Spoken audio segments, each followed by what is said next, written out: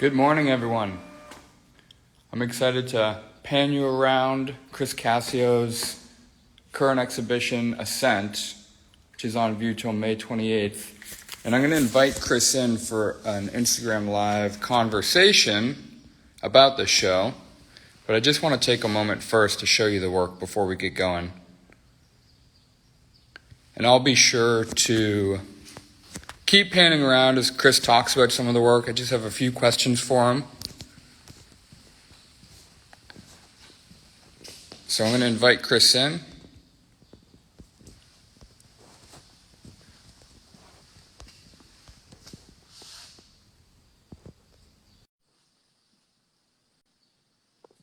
Hi, everybody. Good morning. Hey, Chris. Hey, how's it going? Good morning. Good morning. Thanks for talking to me this morning about your work. Thanks for having me. Yeah. So, like I said, kind of in the beginning, the show is called Ascent, and the exhibition's on view till May 28th. Can you just introduce yourself and then tell us a little bit about why the show is called Ascent and what the work is about? Yeah, my name is Christopher Cascio, and I work here in Houston and also teach. And the title really has to do with just the thought of um, ascending. Surprise, surprise, right?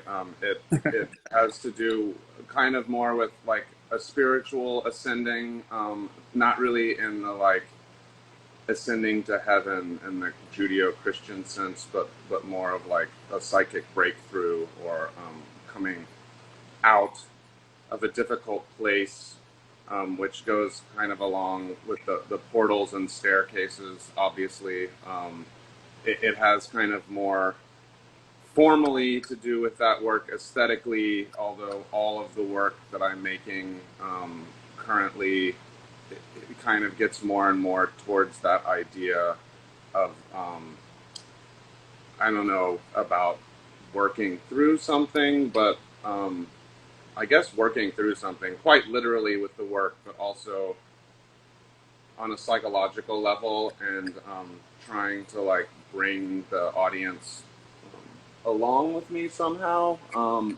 And I know I went back and forth about whether the show should be called Ascend or Ascent. I didn't want it to be Ascension because that definitely has the connotation of going to heaven or something, which is not what this work is about. Um, Hmm. I kind of like Ascend just in the sense of um, it being like a formal kind of statement to the audience, but I think Ascent is a much more all-encompassing, less bossy way of putting it. Yeah, a bit more open-ended. Yeah, right. Which is always better, I think. And I think, and correct me if I'm wrong, but the idea of self-care and positivity, exploring those ideas through this work, I would imagine that that's not only for the viewer, but for you. And do you feel like this is like a meditative process for you, a therapeutic process? This is incredibly labor-intensive work. Definitely, I would say so. And there will be an interview at Glass Tire coming at some point in May, and I talked for quite a bit with the writer of that about this. But my work over the past decade or more has been about obsession and compulsion and ritualistic practice, which is what the art making is. It's been about a lot of other things like addiction and hoarding and collecting and which I guess is just kind of a nicer way of saying hoarding. Hmm. But it's been I've kind of I don't have many I don't want to say vices, but let's just say like I've had issues being compulsive and obsessed with things that were not healthy for me. And at this point, like the art making process and maybe like book buying are Book my fine. Yeah. are my main like kind of obsessive drives. And unlike certain things, the act of creation, like it's this kind of you're putting energy into something and actually like coming out with something, instead of putting energy into something and having it like sink into a black hole. So it's a much more like productive way of putting energy in. And I wouldn't say like I'm putting negative energy into the work, because I've made work where I was putting my negative energy into it, and it's not always like a pretty place or even beneficial to my psychological state. But this work is a lot lighter, um, and even though there's kind of heavy things at the basis, it's much more of like working through them in a positive way. If that makes sense at all. Yep. I always feel like I'm rambling on when I No, no, talk. no. It definitely makes sense. And I'll say that when I enter this space every time, you can't help but feel the vibration of the work. I mean, the entire room is so bright, vibrant. There's so much detail, and all these colors play off each other. And one thing that I'm noticing as I'm walking around and filming some of these pieces is they look great, but the color isn't very accurate. For specific colors, like you get a sense of it, but you have to see how these colors play in person because my camera's doing its best to make some sort of corrections here. Um, and it's even more vibrant in person somehow.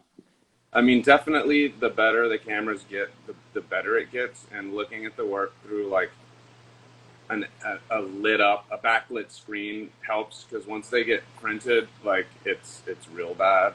But Huh. yeah, it's welcome to my world of trying to document the work Well, properly. and I know how much the color means to you and how intentional you are about it. How do you pick your color? How do you work through that process? So there's like a number of strategies at play. I think the main one is coming up with a color palette and then um, kind of obsessively working through that over and over again, making slight tweaks and kind of it's all like in a color laboratory. You know what I mean? Like there's one Hmm. part of me that has like very tight control, and I'm keeping meticulous notes. And I've got a color picking palette app, that you can upload images and then use your finger to like pick colors out of it. So like I have lots of different logs of color combinations, but then once I hit on something, it's like let's see what happens if I tweak things a little bit or widen this band of colors. So there's definitely like the additive effect of working with what's come before, right?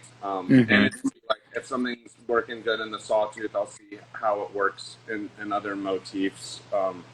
But then there's also like chance a little bit, and I used to. That's a little bit more intuitive because as I work on these, they progressively get covered up with tape. And I used to make pieces where I would leave the thing taped as I was working. And sometimes, if you're working on 5 or 6 pieces, you end up not even remembering what the first colors you put down are. And when you peel the tape, it's like a total surprise. And that can can reward you with unexpected results. And you've picked the colors from the start, so there's a little bit of control, but you're also playing with memory and just like not being able to see what's going on as you're working on it. So occasionally that still happens. I do that less because time and materials, and sometimes you peel the tape back and it's totally lame, and you just have to tear it off the stretcher and start over again. And especially for the large pieces, like I don't want to spend a lot of time on something that I don't know exactly how it's going to come out. So I'll like work until about a third of it's done and peel the tape off and see where I'm at. Um, Hmm.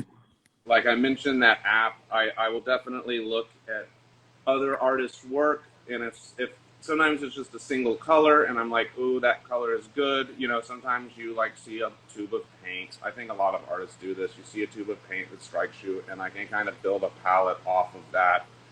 And then sometimes I'll look at my notes in an older work and see like a blue color palette and think I'll pair this now with some kind of peach or something. You know what I mean? I'll sometimes Hmm. take a portion of something and use that within a larger scheme.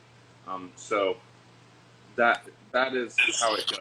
I take a lot of photos on my phone of just like individual colors and stuff and kind of catalog all of that.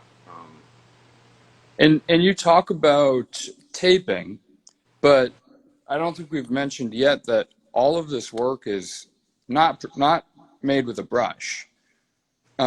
So can you talk a little bit more about like how you're taping off, how you're applying the color, and I think I think I'd like to hear a little bit more too about, the idea that not only are you taping off one little section, but you're also using usually brown paper to cover the rest of the canvas, and that's where that like sort of surprise for you comes into play. Right. So everything is masking tape and aerosol paint, and for all the work, it starts on the outer edges or in a sawtooth, like the top and bottom rows, and I tape off the colors, spray them on, let them dry, and then cover them with tape to mask them from the next layer. So they're always kind of working from the outside into the center. Um, and even when I'm kind of peeling it off and seeing where I'm at, the last big section, there's always some amount of surprise, right? So I may know what 2/3 of the piece looks like, but after I see where I'm at and make some crucial decisions about either like this is going well or I need to add some colors or deviate from the plan, there's always like a little element of surprise, and occasionally I have to like go in and change something, but it's usually 95% done by the time I'm peeling the whole thing off. Mhm. So you know, it's I